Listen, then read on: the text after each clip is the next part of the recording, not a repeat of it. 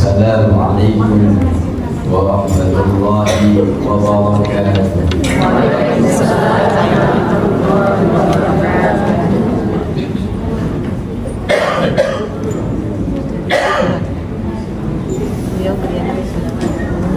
Hamidalillah wa ta'ala musalliyan wa musalliman ala nabiyina Mustafa wa ala alihi wa sahbihi wa ala Rabbana atina min ladunka rahmah wa hayyi lana min amrina rashada. Amin ya rabbal alamin. Hadratan muhtaramin para asatidz yang saya muliakan dan saya hormati, hadirin hadirat yang dirahmati Allah Subhanahu wa taala. Alhamdulillah, di pagi hari ini Allah Subhanahu wa taala mencurahkan berbagai kenikmatan anugerahnya yang menimpa kepada kita. Kita bersyukur kepada Allah yang telah memberi berbagai kenikmatan, terutama memilih dan mengistimewakan kita dengan nikmat yang istimewa, nikmat iman, nikmat Islam, hidayah dan taufiknya, sehingga kita bisa duduk bersama dalam rangka halal bihalal sekaligus pembukaan taklim pada jamaah yang dimuliakan oleh Allah.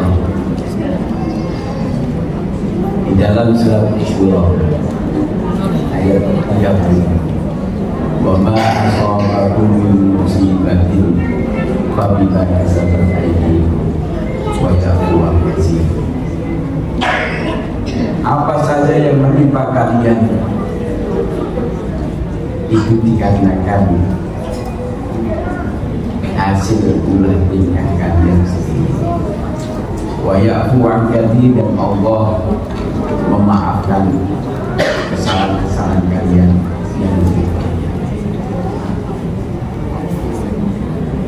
Ayat ini benar-benar mengingatkan kita bahwa sesungguhnya Allah menginginkan kita ini enak, Allah menginginkan kita ini mudah, Allah menginginkan kita ini mulia, Allah menginginkan kita ini bahagia. Allah yad'u ilal jannati wal maghfirati bi'idnih. Allah mengajak kita untuk masuk surga, untuk mendapatkan maghfirah Allah dengan izin Allah. Tetapi ketika kita mendapatkan berbagai macam kesulitan, berbagai macam halangan ataupun sesuatu yang membuat kita terasa sesat, itu semua bukan karena Allah zalim, tapi karena ulah tingkah kita. Sehingga Imam Tirmidzi mengatakan ma yusibu 'abdan luqbatun fama fawqaha aw dunaha illa bi dzambin.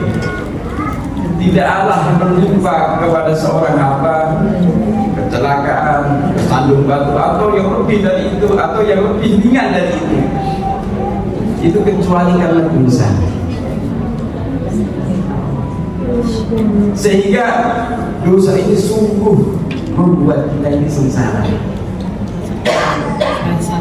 Allah mengetahui itu, dan Allah mencurahkan maghfirah kepada kita dengan berbagai macam wahana. Salah satunya bulan yang kemarin kita tinggalkan adalah Ramadan. Ramadan dikirim oleh Allah untuk umat Kanjeng Nabi Muhammad itu untuk membersihkan dosa-dosa kita. Sehingga manakala kita benar-benar memanfaatkan Ramadan, kita keluar dari Ramadan dalam keadaan fitrah, kayaumin waladathu ummuk, seperti hari di mana ibu kita melahirkan pertama kali, fitrah pertama itu. Hingga dibudayakan di dalam budaya kita minal a'idin al-fa'idin ja'alana Allah minal 'abidin al-faizin al-maqburin. Semoga Allah menjadikan kita orang-orang yang kembali ke fitrah kesucian, menjadikan kita orang-orang yang mendapatkan kemenangan dan diterima amal-amal kita. Taqabbalallahu minna wa minkum taqabbal ya karim. Jika kita termasuk orang-orang yang kembali kepada fitrah. Maaf saya jadi Ustaz. Terima kasih. Saya lanjutkan. Para jamaah yang dimuliakan oleh Allah, begitu dampak jeleknya dosa.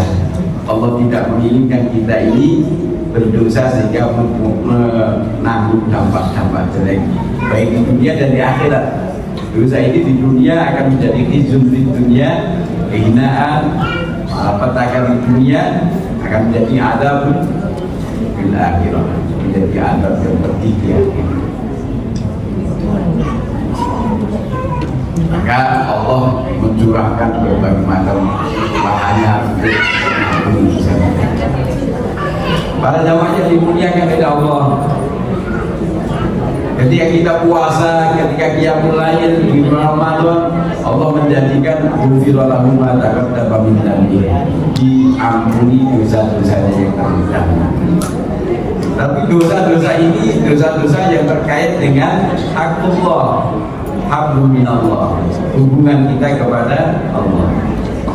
Kalau dosa-dosa yang terkait hakul adami, yang terkait dengan sesama, itu tidak cukup dengan istighfar, tidak cukup dengan sholat, tidak cukup dengan puasa, tetapi harus ada syarat satu penting: mencari halal, istihlal, atau mencari ridho istighfar, mencari ridho sesama, atau mencari pembebasan istighfar, pembebasan dari sesama. Sehingga isyarat inilah yang dibuat misi, dibuatlah budaya halal bihalal untuk saling memaafkan, halal bihalalin, mencari halal dengan memberi halal, meminta maaf dengan memberi maaf. Maka di momen ini kita saling memaafkan. Karena benar, kalau dosa terhadap Allah itu urusannya lebih mudah, karena memang Allah itu Ghafurur Rahim. Allah Maha Pengampun, Allah Maha Penyayang. Allah nggak ingin kita sengsara, Allah nggak ingin kita masuk neraka. Manakala seorang hamba benar-benar taubat dan nasuha, walaupun dosanya seperti apa, sejauh apa, sebanyak apa, sebesar apapun, kalau dia benar-benar taubat dan nasuha, akan diampuni. Wala ubali, dan aku tidak hiraukan itu, kata Allah. Ini dengan Allah. Tapi kalau dengan sesama, ini yang memang perlu perhatian khusus. Maka dibuatlah momen halal bihalal. Ya, kalau Ramadan kita benar-benar banyak beribadah terkait dengan Allah, puasa terkait dengan Allah, qiyamul lail terkait dengan Allah, kita itikaf terkait dengan Allah. Maka di bulan Syawal ini ada ibadah yang tidak kalah mulianya daripada puasa, tidak kalah mulianya daripada sholat. Baginda Rasulullah Sallallahu Alaihi Wasallam bersabda dalam hadis yang diriwayatkan Imam Tirmidzi, "Ala adullukum ala amalin afdal min darajatis shalah wasiyam wasadaqah." Wahai sahabatku, apakah kalian mau aku tunjukkan suatu amal yang amal ini lebih mulia, lebih afdal daripada derajat sholat, derajat siam, dan derajat sedekah? Para sahabat menjawab, "Qalu bala ya Rasulullah." Tentu ya Rasulullah. Amal apa itu? Baginda Rasul melanjutkan, "Islahul dzati bain." Membaguskan hubungan antar sesama, mendamaikan hubungan dua orang yang sedang berseteru. Islahul dzati bain, memperbagus hubungan sesama. Ini melebihi daripada sholat, daripada siam, daripada sedekah. Itu katakan wa inna fasadada dibain, sesungguhnya kerusakan hubungan sesama itu iyal halikah. Itu adalah sesuatu yang bisa mencukur. Halikah itu mencukur ya, pencukuran. La aqulu innaha tahlikul syahla walakin tahlikul dina. Aku tidak mengatakan fasad ibadah dan baik itu mencukur rambut, tetapi mencukur agama. Artinya apa? Agama kita bisa rontok manakala kita rusak hubungannya dengan sesama, dengan teman, dengan saudara, dengan tetangga kita berseteru, bermusuhan, maka hubungan ini akan bisa merusak agama. Sehingga bahaya. Islam sudah baik itu sangat mulia, merusak hubungan antar sesama itu sangat bahaya. Sehingga Rasulullah SAW mengabarkan kepada para sahabat tentang orang-orang yang bangkrut. Rasulullah bertanya kepada para sahabat, "Atadruna manis muflis?" Wahai sahabatku, kalian tahu siapa orang bangkrut ini? Maka para sahabat mengatakan, al-muflis fina la dinara wala mata. Orang muflis kami ini adalah orang yang sudah tidak punya modal uang lagi dan juga kekayaannya habis, asetnya habis. Itu baginda Rasul mengatakan, innal muflisa fi ummati mayyati yaumal qiyamah bi salatin wa bi siyamin wa bi sadaqatin wa ya'ti syatama hada wa qadaba hada tahdi. Panjang hadis. Orang bangkrut di umat ini adalah orang yang nanti di yaumul qiyamah dia datang dengan pahala puasa, pahala sholat, pahala sedekah, pahala umroh, pahala haji dan yang lain-lain. Tetapi dia juga membawa dosa-dosa dengan sesama. Dia syatamahada, suka mencaci maki orang lain. Qala bahada, menuduh orang lain dengan tuduhan palsu. Wa akala malahada, dan memakan hartanya orang lain. Wa sabaka damahada, dan menumpahkan darahnya orang lain.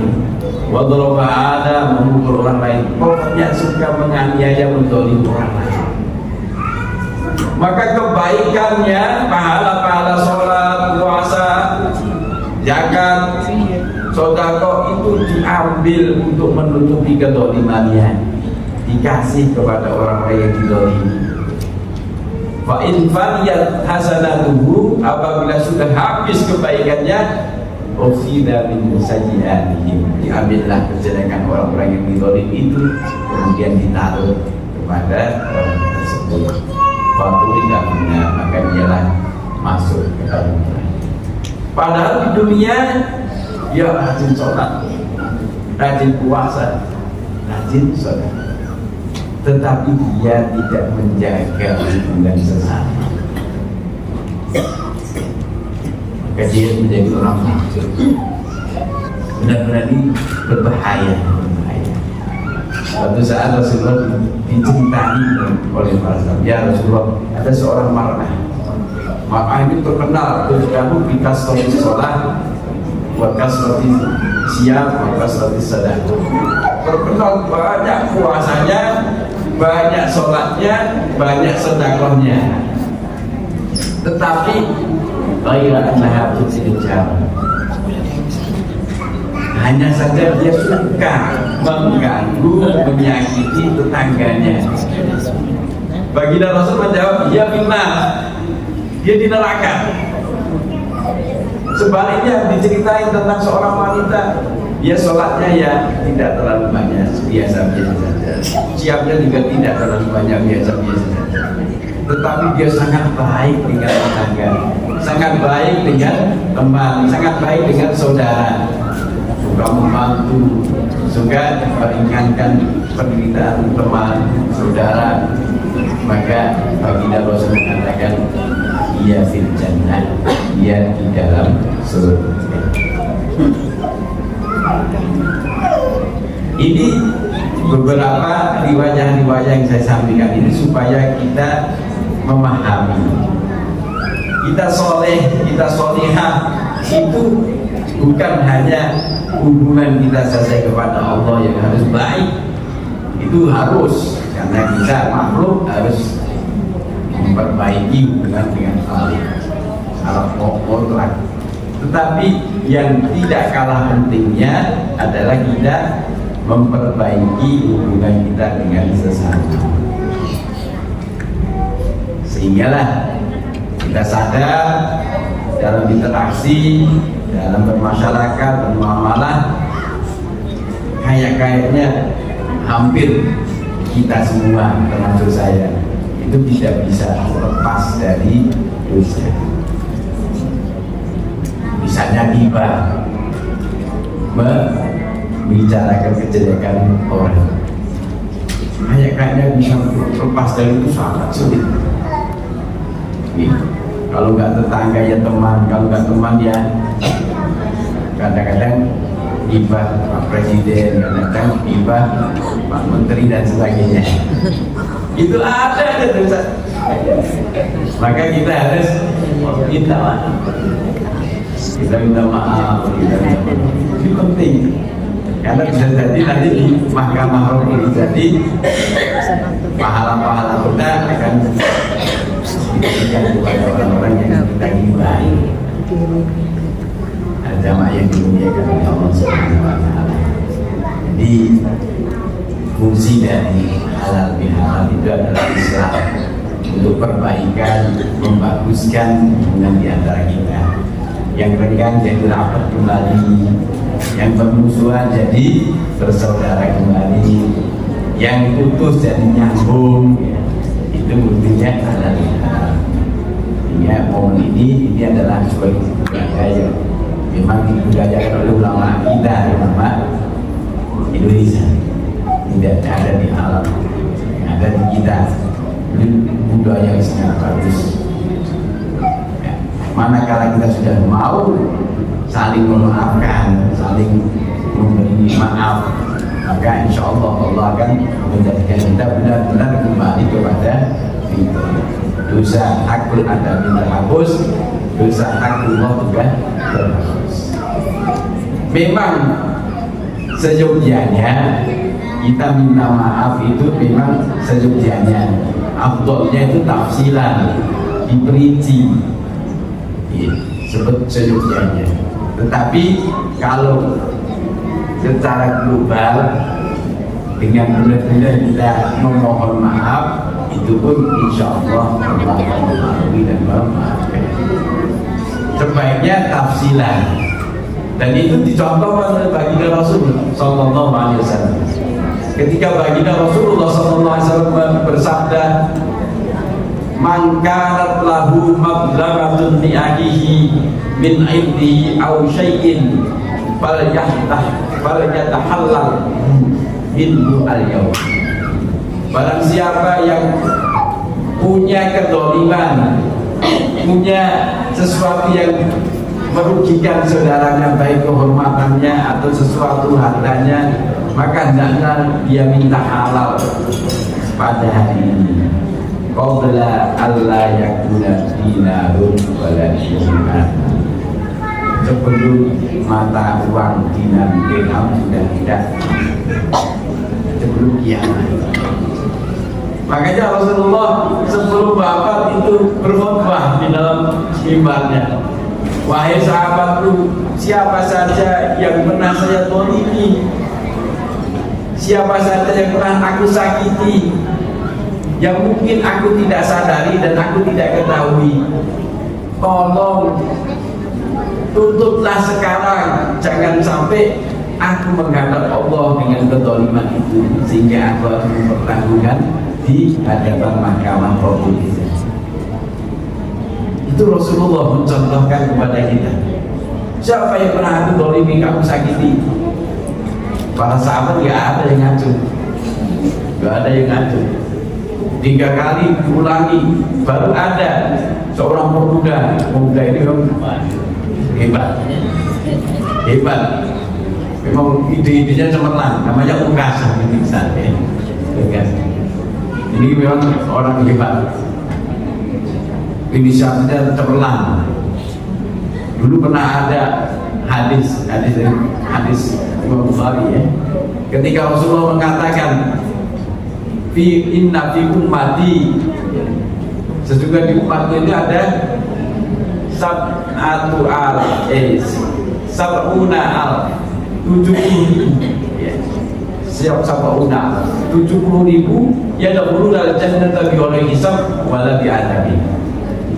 Umatku ini ada 70.000 orang yang masuk surga tanpa hisab, tanpa adab. Ukasah ini punya inisiatif yang luar biasa. Ya Rasulullah, untuk Allah ayyaj'alani minhum. Wahai Rasulullah, doakan aku supaya Allah menjadikan aku menjadi orang-orang itu, golongan itu.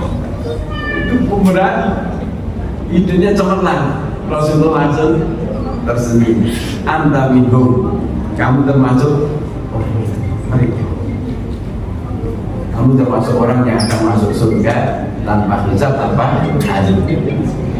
Kemudian orang pada ikut-ikut. Kalau begitu saya ya Rasulullah, saya juga doakan. Aku juga ya Rasulullah, aku juga doakan. Sahabat kan, sudah keduluan Ukasah kami. Jadi orang yang terdepan itu bagus gitu. Ini Ukasah, cepat gitu.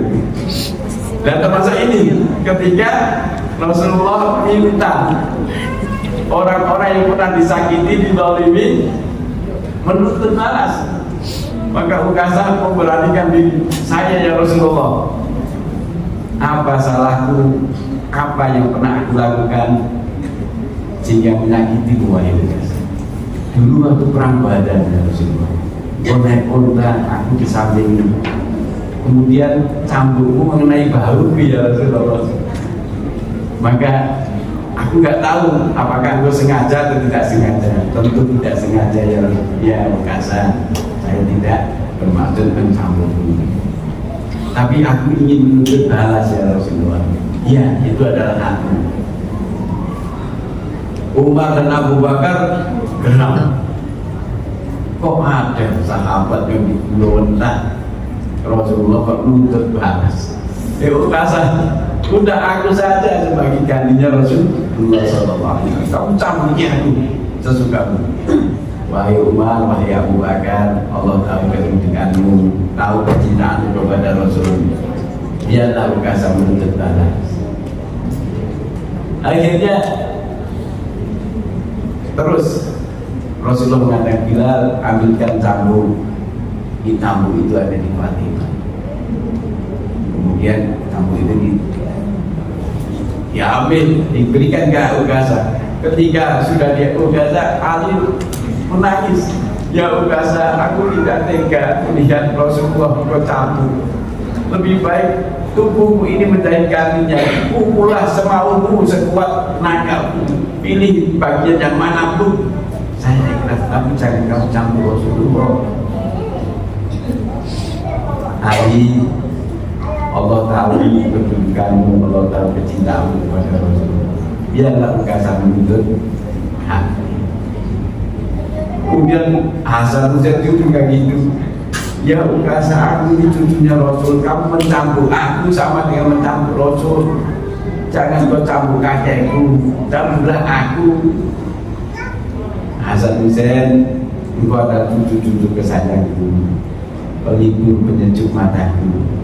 Allah memuliakanmu. Biarlah Ukasah menuntut balas. Akhirnya ya Rasulullah, saya waktu kena cambuk itu tidak berbaju, langsung kulitnya. Berarti aku juga buka baju. Gitu. Artinya bajunya dilepas. Ketika kulit putih yang cemerlang itu kelihatan Ukasah meletakkan rambutnya berlaku dan menangis. Ya Rasulullah, sebetulnya tidak ada dalam hatiku untuk menuntut balas kepada ya Rasulullah. Cuman aku kepingin kulitku ini bisa nempel dengan kulitmu ya Rasulullah.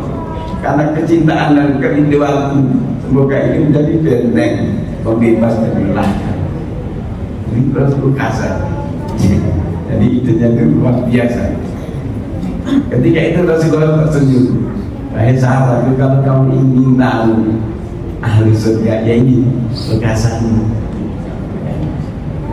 Ini contoh bagaimana Rasulullah itu ingin kembali kepada Allah tanpa ada sesuatu yang didolimi teman, didolimi saudara, didolimi jangan.